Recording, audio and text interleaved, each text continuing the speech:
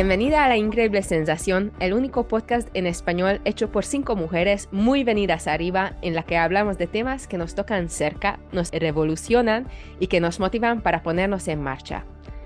Estamos en el episodio 61. Yo soy Charlotte Saccoñi y hoy seré la encargada de conducir esta entrevista junto con mi compañera Cristina Alonso. Hola, Cristi. ¿Qué Hola, tal? Sarol. Muy bien, con muchas ganas de esta entrevista.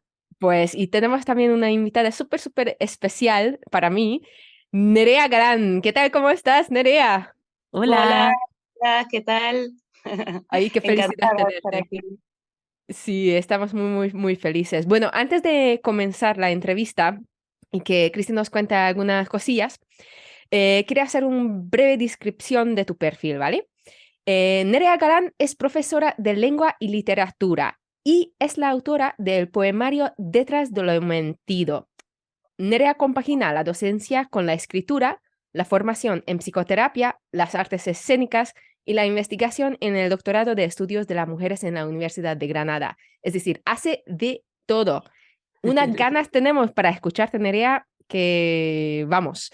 Pero bueno, antes que nada, Cristi, por favor, recuérdanos un par de cosillas.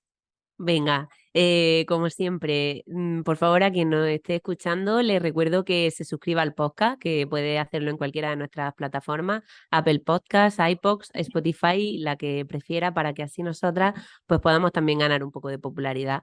También que se pasen por nuestra página web www.laincreíblesensaciondevenirsearriba.com, porque así pueden conocer un poquito más de nuestro proyecto y de nuestros contenidos. Y por último, pues que os suscribáis a nuestra newsletter, porque así cada semana recibiréis las notificaciones de nuestros episodios y de las futuras novedades. Bueno, muchas gracias, Cristi. Y gente, haz caso, por favor, haced caso a Cristina, ¿vale? Y bueno, Hacedme caso. sí. Y bueno, ahora, Nerea, ¿preparada? ¿Lista? Vamos a Ya, por ello. Ya. Bueno, en la introducción hemos dicho que a qué te dedicas, ¿no? Pero queremos saber un poquito más y que nos cuentes un poquito más sobre ti. ¿Cuándo y dónde empieza tu interés por el lenguaje? ¿Cómo es tu camino hasta llegar a publicar este libro que llevo aquí en mi mano? ¿Y por qué decidiste investigar y divulgar sobre eso? No sé si es a través de tus clases o de la escritura. Cuéntanos tu camino para llegar hasta aquí. wow, es complicado saber dónde empieza. A ver, la pasión por la literatura y por las palabras la he tenido siempre bueno, de hecho yo fui muy precoz al hablar y era de pequeña muy verborreica, me encantaba como deslumbrar con la palabra, ¿no? Creo que me reforzaron mucho eso de qué bien habla la niña. Entonces ahí vi como mi sitio donde brillar, ¿no? Mi sitio donde ser amada. Y bueno, aparte era un lugar, un refugio donde quererme yo, ¿no? Era encontrarle un sentido más profundo a mi existencia. Para mí fue desde muy pequeña súper importante. Y, y bueno, siempre me han gustado todas las artes y las letras y en especial la poesía. Yo recuerdo que el primer libro que leí, en mi casa no había libros de poesía. Mi hermana trajo uno de Antonio Gala, del Círculo de Lectores, y yo me acuerdo que me pareció tan... mm, eh, un lenguaje tan fantástico, tan extraño, que me emocionaba, yo no sabía por qué, que yo quería hacer eso, ¿no? No sabía cómo se hacía. Entonces me dediqué un montón de años a copiar poemarios, como si yo los estuviera escribiendo, ¿no? Jugaba como a escribir poemas y ¡Ah, qué lindo! intentaba pensar qué es lo que sentía esa gente que escribía esta cosa tan encriptada para mí de pequeña, ¿no? Entonces lo hice al revés, no es que yo escribiera mis emociones, sino que escribía los poemas de otro y pensaba qué emoción le llevaba a construir esas imágenes que a mí como que me atrapaban. Y bueno, desde ahí ya pues estudié hispánicas, como era de prever, y ahí empezó un larguísimo camino con las palabras, ¿no? Y bueno, me convertí en un sujeto excesivamente verbal, tanto que a veces me olvido del cuerpo, soy un cerebro con patas. No hay, yo os puedo decir de que no es así, ¿eh? Bueno, sí tiene mucho, pero también tiene sangre, tiene cuerpo y un montón de corazón también, ¿eh? Muy importante. Que el cerebro no funciona sin el corazón, ¿eh? Para nada. Y Sí, tampoco la poesía, muy importante. Y bueno, ya de esto nos comentarás. De eso sí, sí, sí. Pues Está claro que la poesía más universal es la que tiene, la que nombra la sangre, las vísceras, el estómago, ¿no? Las cosas que más nos conmueven en poesía siempre llevan hay alguna referencia al cuerpo, ¿no? Casi siempre. así es. Entonces, Nerea, ¿cómo te dio por decir, quiero publicar mi propio libro y después de tanto camino familiarizándote con las palabras y por tu pasión con ellas y demás? Pues mira, creo que ya estoy preparada para ser sincera con esto. ¿Mm? Este libro es prácticamente un mensaje. Yo acabé muy dolida de una ruptura. Entonces, claro, se procede cuando la convulsión es muy fuerte, generalmente con el contacto cero, ¿no? Y yo tenía una necesidad imperiosa de que eso llegara. Yo mis poemas los he tenido siempre en los cajones, pero esta vez como que necesitaba que llegaran, ¿no? Era como una comunicación que yo necesitaba. Si no le llegaban a la persona en concreto, que por lo menos alguien recogiera este lamento mío amoroso, estos momentos de extrema soledad, como consolarme con el hecho de que iban a ser compartidos, ¿no? De que esos momentos, aunque fuera retrospectivamente, no iba a estar sola allí donde escribí como tan herida. Y me movió sobre todo eso, me movió la necesidad de que mi soledad fuera leída y compartida, ¿no? No quedarme sola en aquella historia.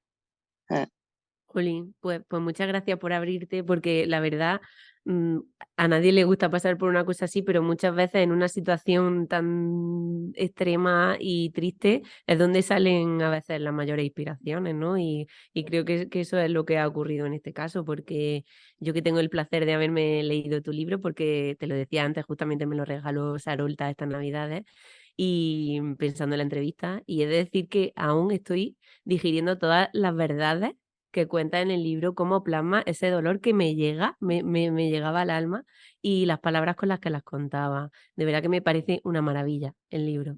Y bueno, pues eso, yo que no estoy acostumbrada a leer poesía, pues me trasladó a mi adolescencia, a esas clases de lengua y literatura y volvió a reconectar conmigo mi amor por las palabras, que siempre ha estado, y muchas veces lo tenemos como en stand-by y tienes que leer algo así para decir, jo, qué bonitas que son y pues eso, cómo me gustan, ¿no? Entonces, para quien nos esté escuchando y no lo conozca, ¿puedes profundizar un poco más? ¿Qué se va a encontrar en Detrás de lo mentido? Pues como el nombre indica, detrás de los mentidos, pues verdad es como puño, como la espuma. Total. Mira, a mí me ocurrió una cosa muy bonita con el lenguaje, que fue que cada uno de los darse cuenta que yo tuve en este proceso de reconstrucción de mí misma, ¿no? Cuando algo te rompe, te quiebra y te derrumba de esa manera, despierta como una energía, esa energía de supervivencia, de autocuidado y despierta una posibilidad muy grande de reconstruirte, ¿no? Para que no te pase lo mismo, fundamentalmente, ¿no? Claro. Entonces, estos periodos también te dan como una posibilidad de darte cuenta de un montón de actitudes tuyas que te llevaron como a ese sufrimiento y cada uno de mis darme cuenta, tuve la suerte de que aparecieran palabras donde se condensaban mucho, ¿no? Donde el discurso errático que a mí me guiaba, esas creencias que a mí me guiaban en la vida, ¿no? Por ejemplo, que el amor está por encima de todo, que todo vale ahí, el parejocentrismo, que el amor es para la Mm. pareja, o incluso encontrar el sentido hermoso a una despedida, me ocurrió que los darse cuenta se simbolizaban en palabras, ¿no? Por ejemplo, despedir, dejar de pedirle algo a lo que ya has despedido, ¿no? Yo en mi vida había conseguido soltar nada y la palabra despedir me llevó a ese darme cuenta de que se puede soltar muy sencillamente dejando de pedirle a aquello que tiene que desaparecer, dejar de pedirle que te llene los huecos, ¿no? O contemplar, ¿no? La actitud contemplativa, cuánto tiene de sanadora, el silencio, a mí cuánto me sana que soy tan discursiva y que puedo torrar tanto la cabeza a mis pobres alumnos de palabrerío, ¿no? Cuánto me sana a mí esto de contemplar, quedarme callada para poder confundirme con el todo, ¿no? El pararme. Entonces, bueno, estas palabras, el bucear en la etimología y en la raíz de las palabras, a mí me llevaba a grandes darme cuenta con el que reconstruía un discurso de una persona nueva. Y ahí están todos recogidos por fases de duelo. Los primeros darme cuenta tenían que ver con una revisión de mi historia. Los segundos darme cuenta tenían que ver con pensar en el propio lenguaje, que es el yo, cómo se componen nuestras estructuras psíquicas con el discurso, y qué peligroso es tener un discurso falso que nos hemos tragado. Y los últimos darme cuenta tenían que ver con algo más espiritual, más eh, de crecimiento de la intimidad, ¿no? Ya eran palabras como esa, como contemplar, o como eh, recordar, ¿no? Volver a atar el corazón a la vida, y bueno, van a encontrar como un trasiego por el duelo a través de palabras que sirven como de pistas para ir encontrándote, reencontrándote, recomponiéndote y recreándote también. Para mí fue un renacer esto. Qué bonito. Cristi, yo no lo sé cómo sientes tú, pero yo siento de que Nerea es una hechicera. Total. No, es que me encanta y me voy un poquito adelante y de hecho, ¿no? Que también, bueno, en la pre-entrevista hemos hablado, ¿no? Que siempre reunimos todas juntas y Curi comentó, ¿no? De que le encantó tu enfoque a la palabra y es cierto de que en este mundo de tanto internet, de tanta comunicación fácil, como pierde la esencia la palabra, ¿no? Y fíjate que lo importante es la palabra, que las palabras, las frases, lo que estamos creando en realidad es la magia. Y a mí me da la sensación de que tú como tienes, tienes como la llave a esta magia. Y no lo sé qué es lo que opinas tú sobre la comunicación, lo que hay hoy en día por lo que nos rodea, ¿no? Teniendo en cuenta que tienes aquí un libro que llega a como al corazón de las palabras, ¿no? No sé, Cristi, Sí, sí, ¿cómo sí. lo ves tú? Pero eso que Sí, a mí me interesa, qué opina Nerea. Perdón, Cristi, di lo que iba a decir. no, yo estuve buscando un poquito sobre Nerea en sus redes y leí que decía algo así como que cuando uno intenta comprender algo y bucea en la etimología, parece como si encontrara una sabiduría que alguien hubiera depositado en el origen de esa palabra, ¿no? Entonces, nosotras te queríamos preguntar que por qué es tan importante desgranar el origen etimológico de cada palabra, que podemos descubrir ahí, y ya si quieres te vas y nos respondes también en el mundo actual de la comunicación, de la era digital y demás, ¿por qué sentimos a veces que las palabras han perdido, es como si se hubieran vaciado, ¿no? Hmm. Sí, dos preguntones. Eh, Mira, yo lo de bucear en la etimología, las voy a relacionar las dos, ¿vale? Porque tienen Vale. mucho que ver. Tiene mucho que ver lo de bucear en la etimología con quitarle la falsedad al discurso. Eh, mm, esto a lo que me refiero en la introducción de que la etimología de las palabras han guardado una sabiduría ancestral, claro. Nosotros nacemos con lenguaje nacemos con la capacidad de comunicarnos, como si el lenguaje fuera un órgano, ¿no? Esto lo decía ya Chomsky. Ese órgano está hecho para comunicarnos y para referirse a las cosas del mundo, a referir la verdad, ¿no? Pero el lenguaje tiene un gran poder para, a través del lenguaje mentimos. La mentira, que viene de la mentis, de la mente, está. La posibilidad de mentir está en el lenguaje, ¿no? No está en los hechos, no está de otra manera, está en lo simbólico. Entonces, claro, las palabras pueden urdir y desurdir hasta decir nada también, ¿no? Se puede usar muchas palabras para decir nada, esta sinergia. Y de alguna manera, si nos fijamos en el proceso de construcción, de la construcción de las palabras, vemos como, a mí me sorprende mucho quién puso ahí, quién hizo esa composición con sufijos, con raíces, para que dijera tanto esa composición de las palabras, qué sabiduría encriptada hay ahí, ¿no? Y me puedo referir pues eso a palabras como recordar, que es volver a pasar por el corazón, esta etimología la puso muy de moda Galeano, ¿no? O individuo, que es indivisible, o esto despedir, que es dejar de pedir a lo que despedimos, presentarse, ¿no? Que es antes de sentarse con alguien es algo extremadamente íntimo. Cuando uno se presenta, se está preparando para esa sentada, ¿no? Para ese pararse a mirar con lo que se está, ¿no? Entonces, para mí la etimología tiene mucho de revelador de la posibilidad de decir la verdad a través del lenguaje, que ahora es súper necesaria porque hablamos muy rápido, repetimos lo que hemos leído, no nos paramos a pensar las palabras con las que pensamos, lo pensado, y eso es muy peligroso, ¿no? Entonces la etimología te ofrece una perspectiva con la que mirar tu propia lengua y tu propio lenguaje, y además te lleva a maravillarte con este poder que tiene el psiquismo humano de referirse a lo real, no a lo que no lo es, ¿no? Entonces, para mí la etimología es una posibilidad de mirar la realidad a través de las palabras.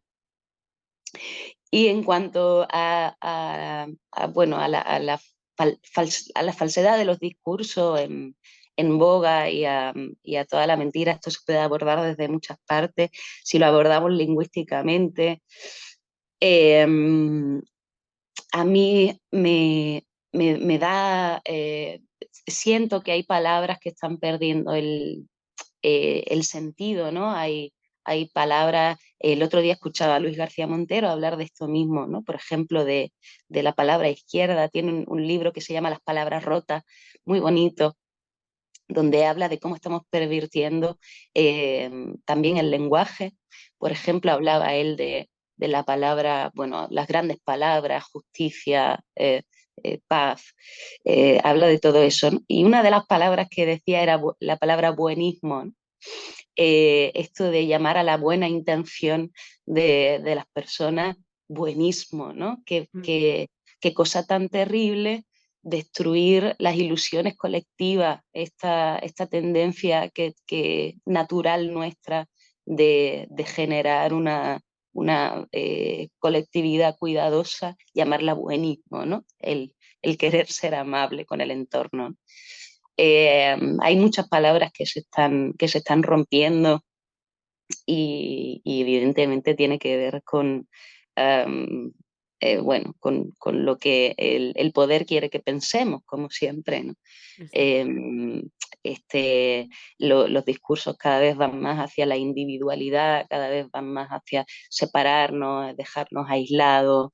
Entonces, bueno, y me da mucho miedo también las palabras que nacen para nombrar realidades que no existen o para deslegitimar luchas, ¿no? Y puedo nombrar, yo qué sé, pues feminazi o qué sé yo, ¿no?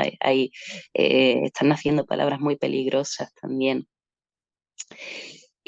Me podría estar aquí 2 horas y media, ¿eh? Bueno, Y nosotras escuchándote perfectamente, ¿sabes? Sin más. Pero, Sí. ¿y crees que Internet ayuda a que esto pase? A esa destrucción y a esa invención de palabras, por ejemplo. Sí, bueno, Internet es una herramienta donde la gente que se quiere encontrar se encuentra y se refuerza, ¿no? Mm, En Internet uno va a encontrar lo que busca, evidentemente.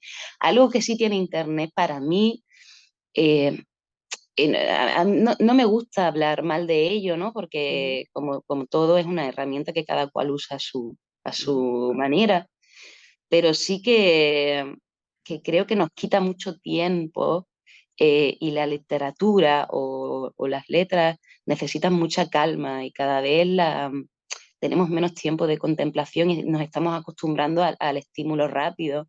Entonces cada vez, pues bueno, me da miedo que se extingan los grandes tochacos, ¿no? que hay y que son maravillosos porque estamos acostumbrados a leer en tweets ya, ¿no?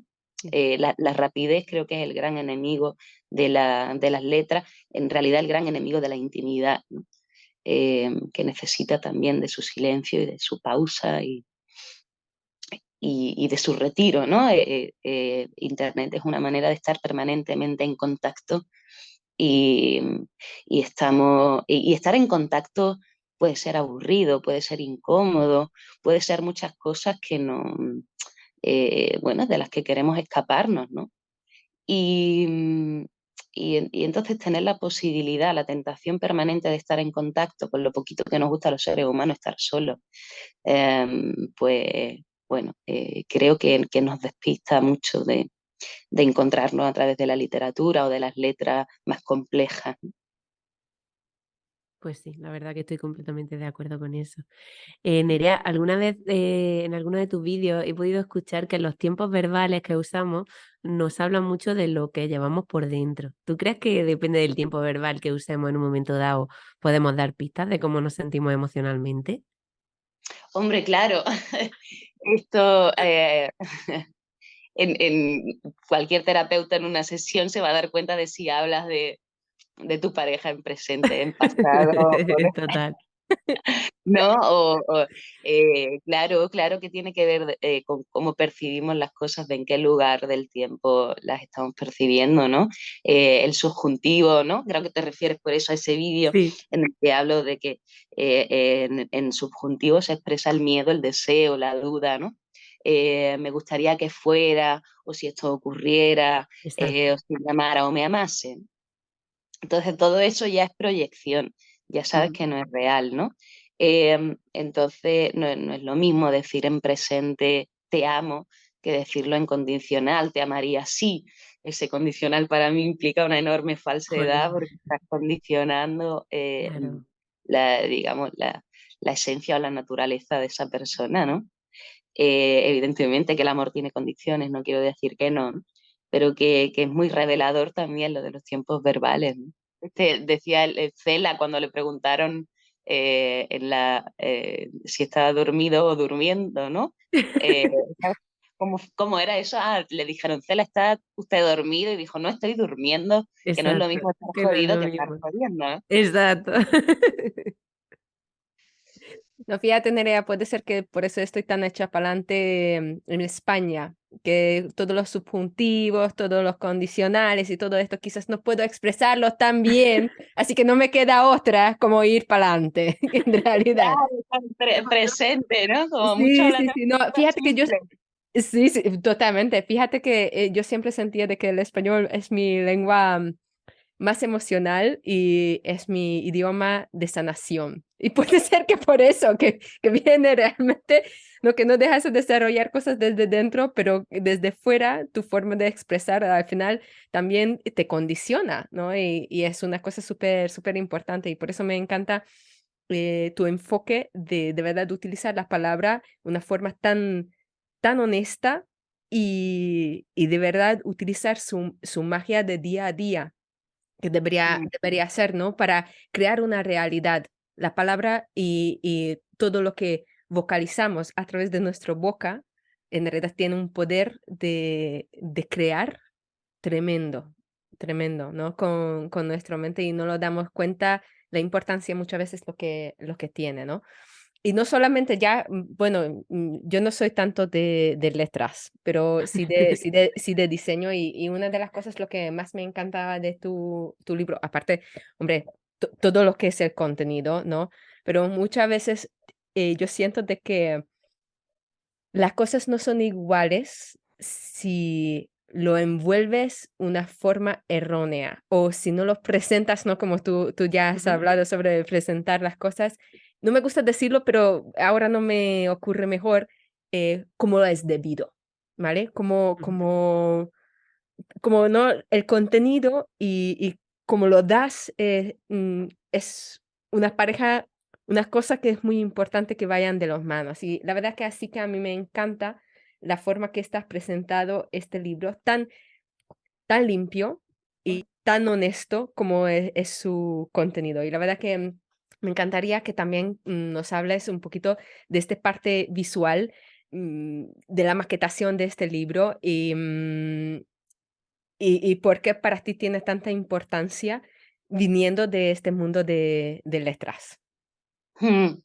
Sí, está guay que me preguntes por eso, porque yo le tengo mucho cariño a cómo es el libro, ¿no? La imagen del libro que es como extraña, ¿no?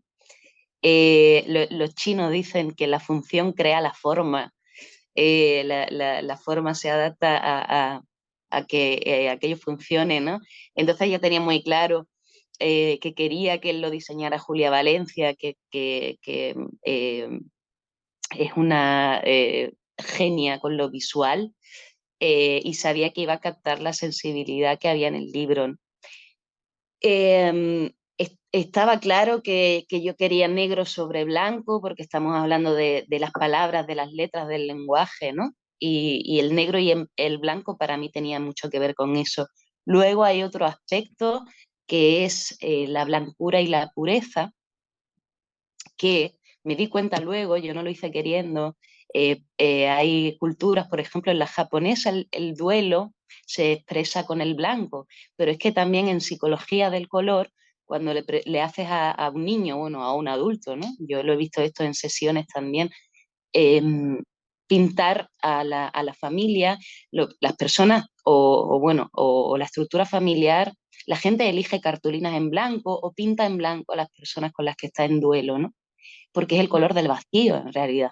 Mm, Y yo no me di cuenta de que estaba eligiendo también, yo lo justifiqué con el tema de las letras, quería que aquello pareciera una tesis doctoral por el tema de lo lingüístico, pero lo estaba eligiendo desde una intuición profunda de que yo estaba triste, y que estaba en duelo y que el blanco es ese color, ¿no? Y me parece muy bonito que sea el blanco por esto que he dicho antes, ¿no? Porque la tristeza es una emoción extremadamente limpia. Yo cuando estoy delicada o estoy en periodos tristes, tengo una sensación de que estoy mucho más conectada a los otros, de que tengo más capacidad de escucha, de autocuidado, es cuando me cuido. Cuando tengo una sensación más colorida, estoy más en esa omnipotencia que me puede poner más en peligro, ¿no? Pero la tristeza del duelo, de la pérdida, esta delicadeza, esta pureza del blanco, eh, me, me pareció muy bonita. También la desaparición del yo. El único, esto lo cuento en el libro, que la única manera que yo encontré como de consolarme era como perder la introducción, digo, la popularidad hasta para mi propio psiquismo, ¿no? Yo empecé a hacer meditación y a diluir un poquito esa pasión tan imperativa de control sobre la otra persona que perdía y sobre el intentar entender qué pasó, qué es lo que hice mal, quién tuvo la culpa, bla, bla, bla, bla. Todo ese ruido, si lo ponemos en visual, es mucho color. Y yo lo que quería era que desapareciera el ruido. El blanco es el color más silencioso, ¿no? Por eso está hecho así, con mi nombre detrás. Un poco tenía porque es un libro que habla de la pérdida de la presencia, ¿no? Como forma de sanar. y, y, por otro lado, como hay tanta intimidad puesta ahí, le pusimos una letra muy pequeñita. Esto, bueno, hay gente que me ha dicho que es un error porque no ha podido leerlo, ¿no? Lo tienes que leer Con la lupa. en el libro porque la tipografía es muy pequeñita, pero sí que te da esta sensación de recogimiento y de intimidad también, ¿no? Total. Eh, y luego el libro tiene una simbología muy bonita con el fondo, la figura y la forma, que es esto que ha hecho Julia tan precioso y que parece como un jeroglífico, de poner el circulito vacío, relleno y medio círculo, ¿no? Que sería la dimensión del lenguaje, ¿no? Somos como si el lenguaje fuera nuestra frontera, ¿no? Esa es la parte fronteriza del libro y donde está el circulito por la mitad. Y luego hay gente que lo ha leído que ha hecho paralelismos con la luna y que termina en luna nueva, ¿no? Termina Anda. con el símbolo del calendario de la luna nueva, que yo no me había dado cuenta. Esto es lo bonito de poner cosas que no tienen claridad, que la gente las La interpreta y luego te interpreta. van llegando interpretaciones que te enriquecen muchísimo y te das cuenta de que estaban ahí quizás en tu inconsciente también funcionando. Y a mí esto me ha pasado con el libro, ¿no? De que hagan interpretaciones muy bonitas de, justamente de lo que no se entienden. Eh, Lorca, por ejemplo, le tenía una gran manía a los poemas donde explicitaba mucho las imágenes y en las partes narrativas se entendía lo que pasaba, ¿no? Por ejemplo, hablaba de este poema de Yo me la llevé al río pensando que era mozuela, pero tenía amarillo, detectaba ese verso porque se entendía y daba la clave de lo que estaba narrando, ¿no? Entonces, para él Claro. perdía lo valioso del universo poético. Y bueno, esto pues, todo lo que hay de visual en el libro eh, tiene, tiene sentido. También el blanco se mancha mucho, ¿no? Eh, yo quería estaba en un momento extremadamente delicado, entonces quería también como contar esa delicadeza en la textura. Es un libro que rápidamente se mancha porque encima tiene un blanco muy poroso, la portada, y absorbe toda la porquería que haya en la mesa, se llena de polvo, las puntas enseguida se le ponen mal, ¿no? Es un libro que se va rompiendo, ¿no? Como la vida misma, como nosotros, ¿no? Así, con esa blancura que inevitablemente se mancha, ¿no? Y que la tristeza a veces llega y limpia, ¿no? Las lágrimas son pura limpieza, ¿no? Y por eso está así diseñado. Jo, pues la has clavado. O sea, no sé si te lo planteaste todo así previamente, pero es que es así. Yo cuando lo abrí es que sentía que era como casi un manuscrito, pero como si lo hubieras fabricado tú con tus propias manos y además con la suerte de que me lo dedicaste y lo tengo dedicado. Me encanta, es que me encanta. Lo tengo manchado porque me lo he leído ya un montón de veces y lo he subrayado en alguna página. Pero es que me gustan los libros así, es como un libro sufrido, un libro de que te lo has mirado muchas veces, no un libro ahí puesto en la estantería y ya está, sino que lo tienes ahí a mano para cualquier cosa. Así que la verdad que sí, todo eso que has comentado se plasma totalmente. Yo Mm. quería preguntarte, Nerea, porque antes ha comentado Sarolta al principio que además de escritora y profesora, también trabaja en un grupo de investigación. Estudia y haces teatro. Entonces quería preguntarte que nos hables un poco de cómo lo haces para compaginar todo eso en tu día a día. ¿Cómo te consigues organizar? No, en absoluto me consigo organizar. De verdad, no, es un problema a veces a mí. Yo pienso que me aliviaría tener como un enfoque, ¿no? Que me gustara solamente una cosa e ir a por eso y tendría como un camino mucho menos obstaculizado por el desorden. Eh, Voy por volunto. Eh, yo creo que es por mi carácter y neurosis que cuando estoy mucho tiempo en algo, como que se me queda poco estimulante y entonces tengo que saltar a otra cosa, ¿no? Ujú. Entonces voy encontrando como la llama saltando de un sitio a otro. Dejo cositas a la mitad, luego vuelvo, las termino, pero en absoluto mi día a día tiene ningún orden ni concierto ni sé lo que voy a hacer el mes que viene, ahora me ha dado por la guitarra flamenca, o sea que es bueno, creo que la curiosidad viva es algo que alimenta mucho el alma, ¿no? Y a mí me da curiosidad muchísimas cosas y ahí que voy. No puedo, no puedo sostener la frustración de no probar alguna cosa que me llama, ¿no? Entonces, bueno, tengo esta especie de gula que, que es muy enriquecedora por un lado, pero la otra cara de la moneda es que quien mucho abarca poco aprieta, ¿no? Y este dicho te lo digo que es Bueno, absolutamente verdad. claro, Mm, pero bueno, es por etapas, ¿no? Imagino también. sí. Acabas de decir que te has dado ahora por la guitarra española, también hemos visto que tocas el piano. Y yo te quería preguntar, ¿es para ti la música una inspiración? ¿O dónde te inspiras tú, Nerea, para escribir tan bonito como lo haces? Pues mira, sobre todo a mí me inspira lo que vivo y lo que leo, pero bueno, todo inspira. Yo salgo del teatro, por ejemplo, extremadamente inspirada también.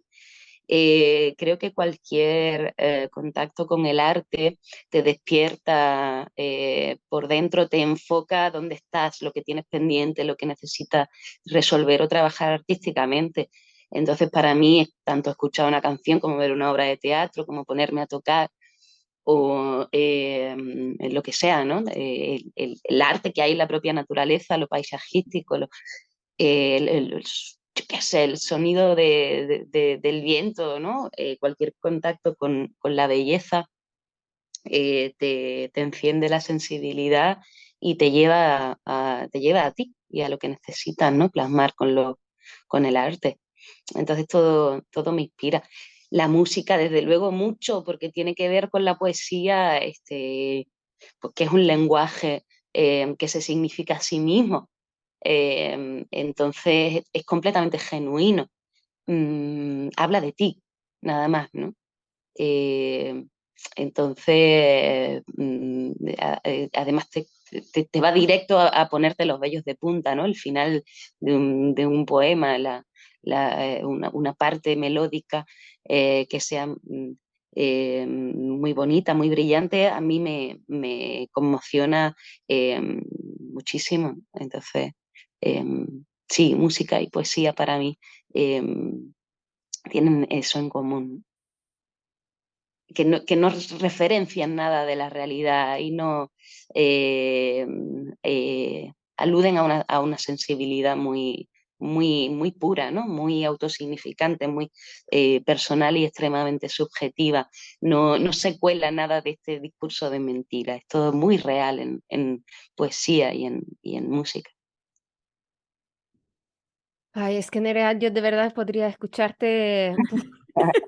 Es que sabes como te da ganas ir detrás de las palabras, ¿no? Es como tú dices, hostias, ¿cómo puedo yo purificarme a través de una herramienta que lo tengo desde hace tanto tiempo, que es la palabra, ¿no? Que como da ganas de coger, repensar y escribir. De hecho, yo por mi vivencia personal reciente, empecé a escribir en húngaro. Bueno, solamente mi diario, ¿no? Nada por otro mundo, pero me he dado cuenta lo importante que es. Y es cierto de que las palabras cuando lo vas encontrando, cuando te focalizas al final, eso sí que tiene una importancia de crear tu propia realidad. De hecho, yo creo que durante mucho tiempo no quería escribir justamente para no enfrentar hasta aquella realidad que yo lo sentía muy dentro.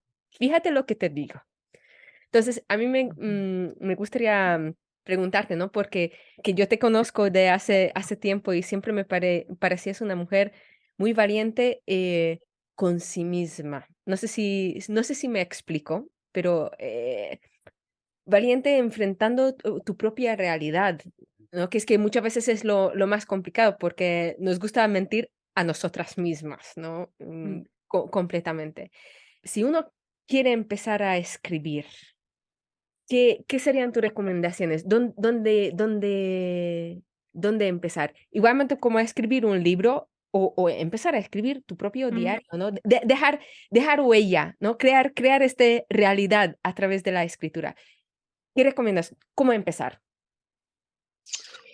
Eh, a ver, para mí el principio, yo siempre empiezo a escribir cuando leo, ¿no? Me dan unas ganas locas de, cuando veo algo muy bien escrito, me lleva a querer escribir lo mío, ¿no? Porque eh, me da mucha claridad de la posibilidad que tiene la escritura. Y entonces me entra como una ansia de poner lo mío igual, ¿no? Entonces, para mí la lectura, creo que hay que leer un montón y eso genera unas naturales ganas de seguir dándole vuelta al lenguaje, ¿no? Y descubriendo tus zonas internas a través del lenguaje. Y luego, sentarse a escribir, para eso solamente hay que sentarse a escribir. Ya está. No hay ninguna otra recomendación. Y de hecho yo me la doy a mí misma, manera de que sentar a escribir, porque voy ahí con los poemas en la cabeza y los voy soltando y van cayéndoseme por las calles y por los sumideros. Entonces, y no escribo nada, tengo periodos así. Y entonces la recomendación que me doy es sencillamente ponerme a escribir y cuando me pongo a escribir sale. Es verdad que hay veces como que esto que llamamos la musa no está como despierta, eh, pero se entrena también. La historia es sentarse, ¿no? Agarrar la emoción esa que te está pidiendo salir, como no darle la espalda pensando que no vale para nada y ponerse, ¿no? Porque, bueno, vale para complacerte esa necesidad de aclararte de qué está pasando. Yo siempre me acuerdo de Martin Gaite cuando le doy vuelta al tema de la escritura, que quiero escribir, y ella, creo que es en Retaíla donde habla más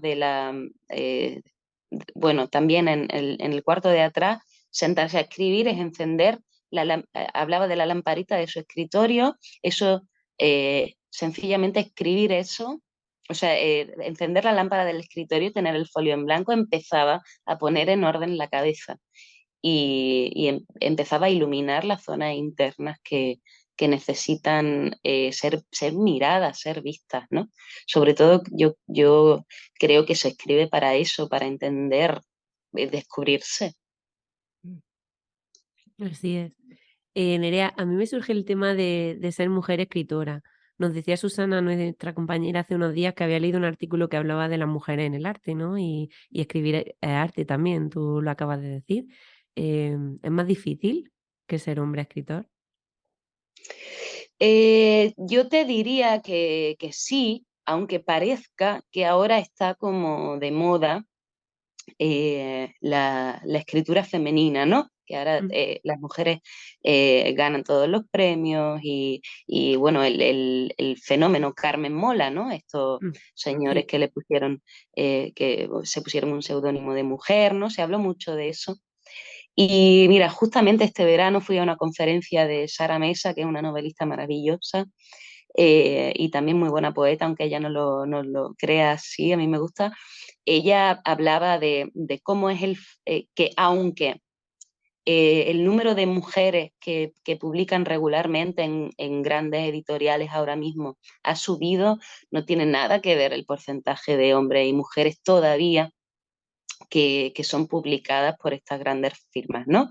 Lo que pasa es que ahora nos parece que tiene mucha presencia, desde luego tiene muchísima más.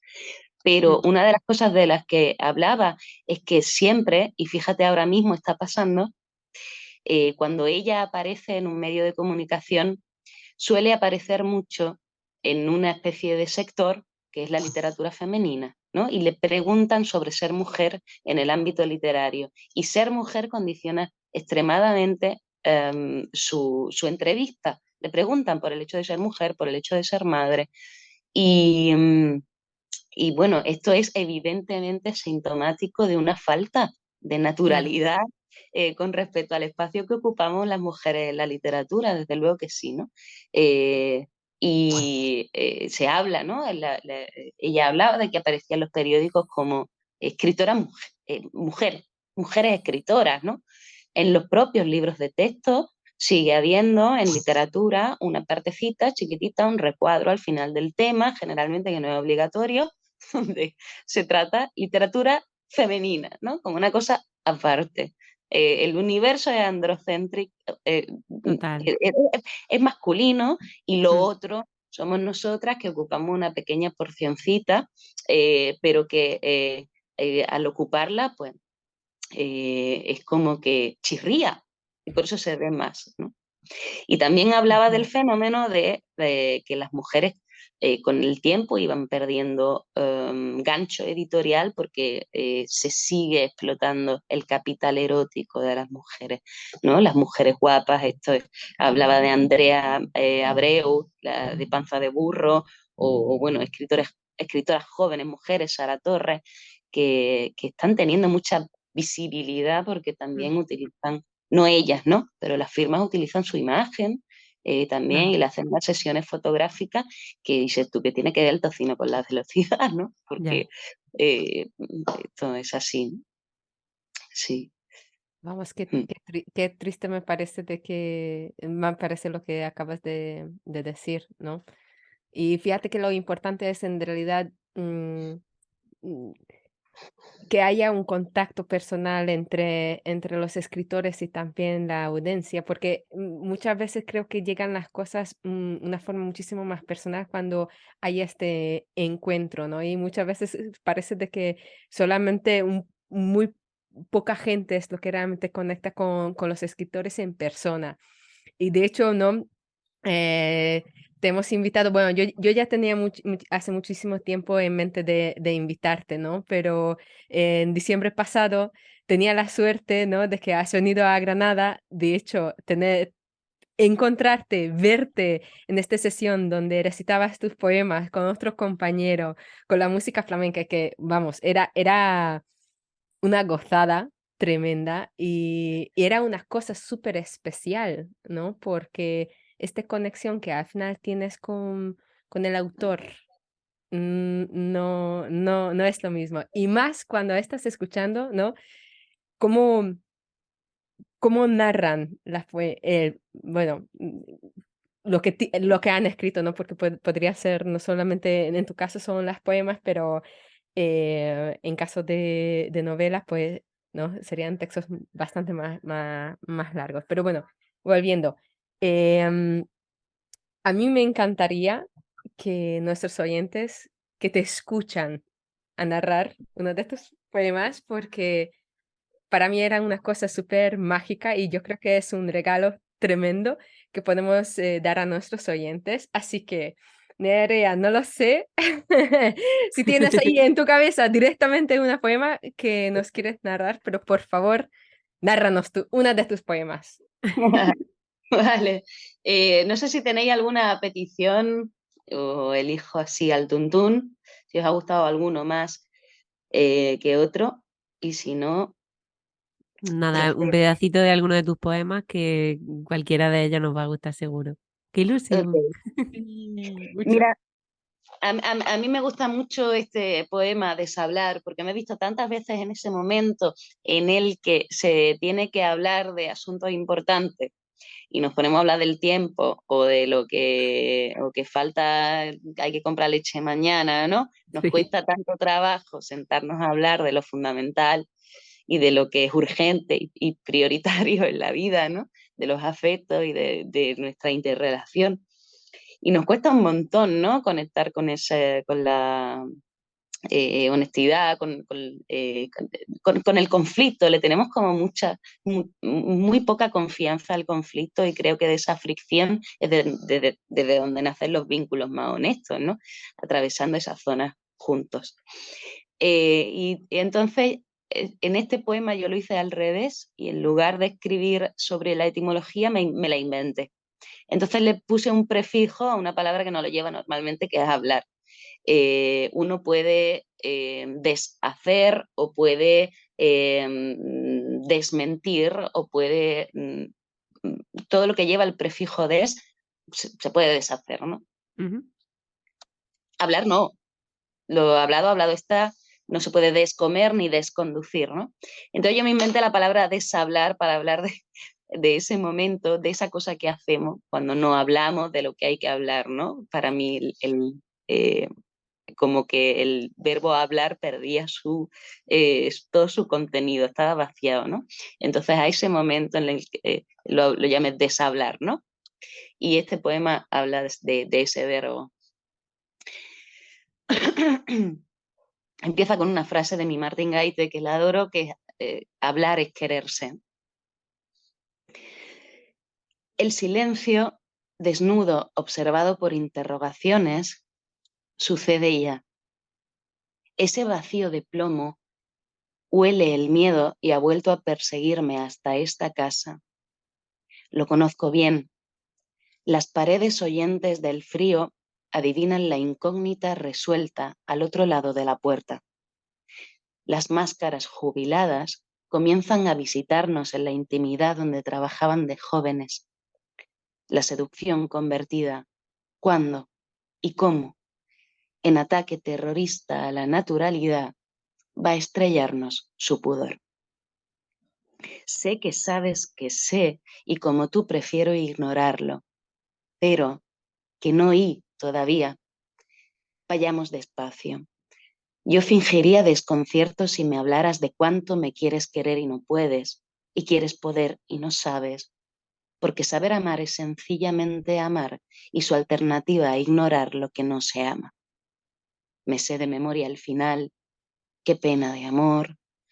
Busquemos algún tiempo sin hallazgos, caminos de vuelta entre la ropa sucia, los altillos, la amistad, mientras me atempero al cabalgar sin freno de los ríos helados que en mis huesos desemboquen rompiéndose sin ti. Prefiero que aún me mires como si hubieras mirado siempre un espejismo y te pregunte si te pasa algo y todavía respondas, no, ¿y a ti? Sabiendo que no es lo mismo guardar silencio que guardar el habla, y que queda inaugurado mi desamor, el periodo para deshablar hasta que las paredes aguanten. ¡Jo! ¡Qué maravilla! De verdad. Me, me- Muchas gracias. O sea, tengo los pelos de punta. sí, sí, sí, sí, sí. No, es que Nerea tiene además, no es, lees, pero además como Nerea Cómo lee. recita, es que es una maravilla. Sí, Gracias. porque transmite un montón. Yo estoy temblando. Bueno, sí, Pues perdón. me parece un regalazo haber llegado al final de la entrevista con esto. De verdad que qué bonito. Yo te quería preguntar ya para terminar, antes de irnos, una pregunta que le hacemos a todas nuestras invitadas en honor al nombre de nuestro podcast, y es que, ¿qué significa para ti la increíble sensación de venirse arriba? Pues mira, yo me voy muy venida arriba hoy porque me voy con la autoestima bastante recompuesta por vuestra escucha sensible y por vuestro entusiasmo con el libro, con el recital y con todo, ¿no? Y sobre todo de ser eh, este, escuchada, ¿no? Todos queremos que nos escuchen, nos atiendan, entonces es muy bonito, muy reconfortante. Para mí venirse arriba, pues mira, ya que estamos hablando de etimología, Ujú. os voy a contar la de entusiasmarse, que es entousiasma, que significa en griego estar endiosado, ¿no? Y venirse arriba, entusiasmarse, endiosarse, para mí tiene que ver con esta sensación de plenitud, de repente, bueno, de plenitud, de estar pleno, ¿no? De estar lleno, llena. Y tiene que ver con de repente se vuelve todo, se sacraliza, ¿no? Se vuelve como más sagrado. Para mí la palabra sagrado tiene que ver con la, eh, con el darle importancia a lo que está, a lo que hay, ¿no? Respetar mucho la vida. Y, y respetarse también a una misma, ¿no? Es como una calidez, un gran amor eh, que, bueno, nos diviniza, ¿no? Nos vuelve como un poquito, recordamos esa parte nuestra divina. Me encanta, Nerea. Yo estoy loca por ti, totalmente, Nerea. Ya, ya está. Que me Pues vengo arriba. sí, sí, sí, sí, sí, sí, me vengo arriba y eso. Nerea, mira, te queremos agradecer un montón por este rato que estemos juntas y me gustaría de que por si alguien quiere conocerte o no te conoce y quiere saber más de ti, por favor, dinos dónde puede encontrarte y cómo pueden encontrar también tu libro. Ujú. Sí, bueno, yo tengo una Instagram, me llamo Nerea Galán de día, la de noche no es pública. Qué bueno. Nerea Galán de día y suelo colgar mis poemas y mis reflexiones y mis cositas, no mucho, pero por ahí me aparezco de vez en cuando. Y luego el poemario se puede encontrar por Amazon. Está un poco encriptado, hay que pinchar en libros y una vez dentro de libros ya detrás de lo mentido aparece. Bueno, a mí no me gusta mucho tirar del gigante Amazon, pero por ahora es la única posibilidad porque las distribuidoras en este mundo pues sabemos que se llevan como Sí. una gran parte y son muy caras para los que hacemos una coedición o una autoedición. Entonces, bueno, esa ha sido la alternativa. No, lo pondremos luego Eso en sí. nuestro show notes para que quien le gusta, pues que puede encontrarlo ahí debajo de nuestro episodio, ¿no? En la descripción, donde y cómo encontrarte y encontrar tu libro. Pues mil gracias, Nerea. Gracias, Cristi, por estar aquí. Y Gracias, Saroli, y miles de gracias, Nerea. Ha sido un súper placer. sí, El mío.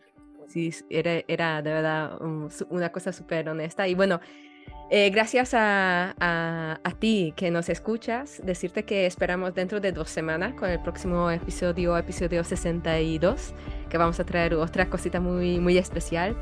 Y gracias por estar ahí en el otro lado de las ondas. Recordarte una vez más que este podcast se alimenta gracias a tu opinión y tu feedback, por lo que te animamos a interactuar con nosotras en nuestras redes sociales, a través de los comentarios en las casillas de descripción del propio podcast. Y como siempre te animamos a suscribirte a nuestro newsletter. Gracias por vuestra escucha. Hasta pronto. Hasta pronto. Chao, gracias. Adiós.